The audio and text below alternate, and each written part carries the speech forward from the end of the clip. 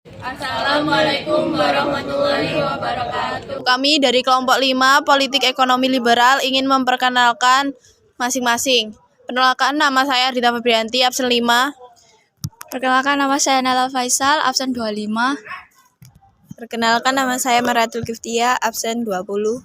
Perkenalkan, nama saya Aditya Prabowo Satrio. Perkenalkan, nama saya Muhammad Rizky, absen 21. Perkenalkan, nama saya Muhammad Novel Rizaldi. Kami akan menjelaskan tentang politik ekonomi liberal sebagai video berikut. Kebijakan politik ekonomi liberal adalah pendekatan yang menekankan pasar bebas, minimnya campur tangan pemerintah, dan perlindungan hak milik pribadi. Ini adalah salah satu contoh pendekatan dalam ekonomi kapitalis. Ada beberapa karakteristik utama politik ekonomi liberal adalah: yang pertama, pasar bebas. Liberalisme ekonomi mempromosikan pasar bebas di mana permintaan dan penawaran menentukan harga dan alokasi sumber daya. Kepemilikan swasta. Kebijakan ini mendukung kepemilikan swasta atas sumber daya ekonomi seperti perusahaan, tanah, dan properti. 3. Minimnya regulasi. Pemerintah seharusnya memiliki peran minimal dalam mengatur aktivitas ekonomi. 4. Minimnya intervensi fiskal. Liberalisme ekonomi cenderung mendukung kebijakan fiskal yang konservatif. 5. Kompetisi. Kompetisi di antara perusahaan dianggap sebagai dorongan untuk efisiensi ekonomi. 6. Kepemahaman individu. Kebijakan ini mendasarkan diri pada kepemahaman bahwa individu memiliki kebebasan ekonomi untuk mengejar kepentingan pribadi. Latar belakang dari politik ekonomi liberal yang pertama adalah pelaksanaan tentara paksa yang menimbulkan banyak sekali penderitaan bagi rakyat pribumi, namun memberikan keuntungan besar bagi kerajaan pemerintah Belanda. Dan yang kedua, berkembangnya paham liberalisme sebagai akibat revolusi Prancis dan revolusi industri, sehingga sistem tentara paksa ini tidak bisa lagi untuk diteruskan. Dan yang ketiga, kemenangan Partai Liberal dalam Parlemen Belanda yang mendesak Belanda untuk menerapkan sistem ekonomi di negara jajahannya, yaitu Indonesia. Hal ini dimaksudkan agar seorang pengusaha Belanda sebagai pendukung Partai Liberal dapat menanamkan modalnya di Indonesia. Dan yang terakhir, adanya Traktat Sumatera 1871 yang memberikan kebebasan bagi Belanda untuk meluaskan wilayahnya ke Aceh, sehingga Inggris meminta imbalan kepada Belanda untuk menerapkan sistem ekonomi di Indonesia agar pengusaha Inggris dapat menerapkan modalnya di Indonesia. Terima kasih. Itu adalah latar belakang dari politik ekonomi liberal. Dampak negatif dari kebijakan politik ekonomi liberal dapat meliputi: 1. Ketidaksetaraan ekonomi.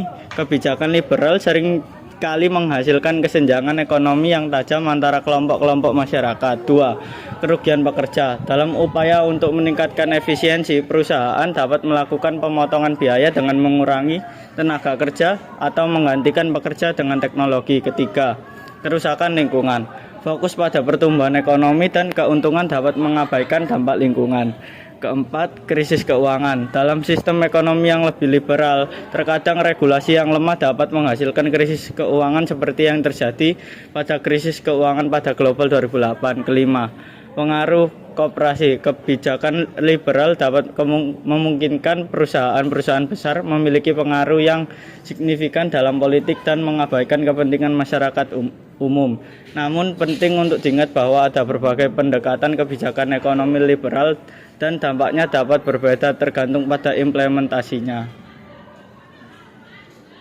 Politik ekonomi liberal telah memiliki sejumlah dampak positif yang diakui oleh para pendukungnya, termasuk: 1. Pertumbuhan ekonomi. Salah satu dampak paling mencolok dari liberalisme ekonomi adalah pertumbuhan ekonomi yang lebih cepat. 2. Peningkatan kesejahteraan. Kebijakan liberalisme ekonomi yang berhasil telah membawa manfaat ekonomi kepada banyak orang. 3. Kemajuan teknologi. Lingkungan persaingan dalam ekonomi liberal mendorong perusahaan untuk berinovasi. 4. Penarikan liberalisme asing. Negara yang mengatur liberalisme ekonomi seringkali menjadi tujuan menarik bagi investor asing. 5. pilihan konsumen. Liberalisme ekonomi memberikan beragam pilihan barang dan jasa kepada konsumen. 6. Penurunan kemiskinan. Di beberapa negara, kebijakan liberalisme ekonomi yang diimplementasikan dengan baik telah membantu mengurangi tingkat kemiskinan dengan menciptakan peluang ekonomi yang lebih luas. Oke, selanjutnya saya akan membahas tentang pengaruh politik ekonomi liberal pada masa kini. Terdapat beberapa pengaruh utama dalam politik ekonomi liberal, terdiri dari pengaruh globalisasi, pengaruh pertumbuhan ekonomi, pengaruh investasi asing, dan pengaruh dari globalisasi. Oke, pengaruh yang pertama yaitu pengaruh dari globalisasi. Liberalisme ekonomi telah mempromosikan integrasi ekonomi global melalui perdagangan internasional, investasi asing, dan aliran modal. Pengaruh yang kedua yaitu pengaruh dari pertumbuhan ekonomi. Banyak negara yang menganut kebijakan liberalisme ekonomi telah mencapai pertumbuhan ekonomi yang signifikan, yang seringkali dianggap sebagai hasil dari pasar bebas yang memungkinkan untuk inovasi, investasi, dan efisiensi ekonomi. Pengaruh yang ketiga yaitu pengaruh investasi asing. Kebijakan yang mendukung liberalisme ekonomi dapat membuat negara lebih menarik bagi investor asing yang dapat berkontribusi pada pertumbuhan ekonomi dan pembukaan lapangan kerja.